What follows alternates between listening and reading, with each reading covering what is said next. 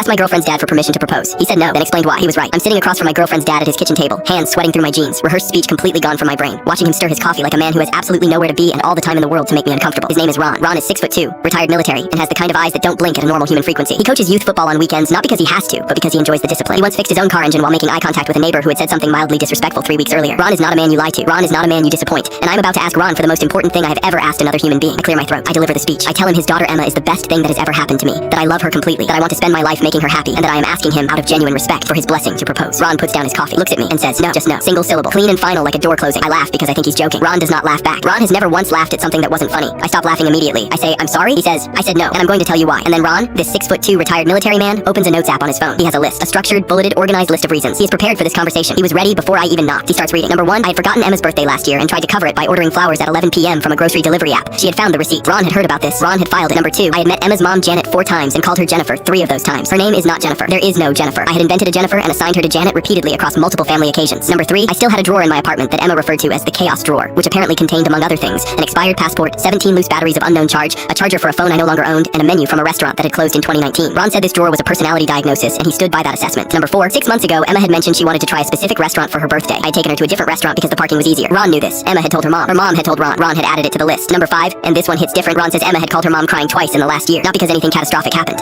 but because she felt like I wasn't fully paying attention, like I was present in the room but checked out of the conversation, like she was talking, and I was waiting for my turn to talk. Ron closes the notes app. He looks at me and says, son, you love my daughter. I can see that. But right now you love her the way someone loves a comfort. Easy, warm, always there. That's not enough to build a marriage on. She deserves someone who pays attention on purpose, not because he has to, because she's worth the effort every single day. Then he picks up his coffee and says, come back when you can tell me something specific you did this week, not this year, this week, that put her needs above your comfort. Then we'll talk. I drive home in complete silence. I sit in my apartment and I open my notes app and I start writing down things Emma has mentioned in the last month that I half heard and filed nowhere. Her work situation that's been stressing her out. The friend drama she told me about that I'd forgotten the details of. The book she said she was reading that I hadn't once asked about. The list is short, embarrassingly short. I close the app. I look around my apartment. I look at the chaos drawer. I clean the chaos drawer, not because it proves anything, but because Ron was right and I need to start somewhere physical. Then I actually start paying attention, not performing attention, actually listening, asking follow-up questions the next day about things she mentioned the day before, remembering the names of her coworkers, booking the restaurant she actually mentioned instead of the one with easy parking, learning her mom's name is Janet, and tattooing that information onto my brain permanently. 3 months later, I go back to Ron's kitchen table. He's already made coffee, 2 cups. He was expecting me. I don't bring a speech this time. I just tell him one specific thing I did that week, then another, then another. He listens without expression, which, with Ron, means he's actually listening. When I finish, he's quiet for a moment. Then he says, she told her mom you remembered. I say, remembered what? He says, all of it. She told Janet you'd been different, more present. She said it felt like you finally decided to show up. He picks up his coffee. He says, you have my blessing. I proposed to Emma that Saturday. Restaurant she'd mentioned 6 months ago. Reservation under her name because she loves that small detail. She says yes before I finish the sentence. At the engagement dinner, Ron shakes my hand and says quietly, don't make me regret it. I say, yes sir. He almost smiles. With Ron, almost is everything.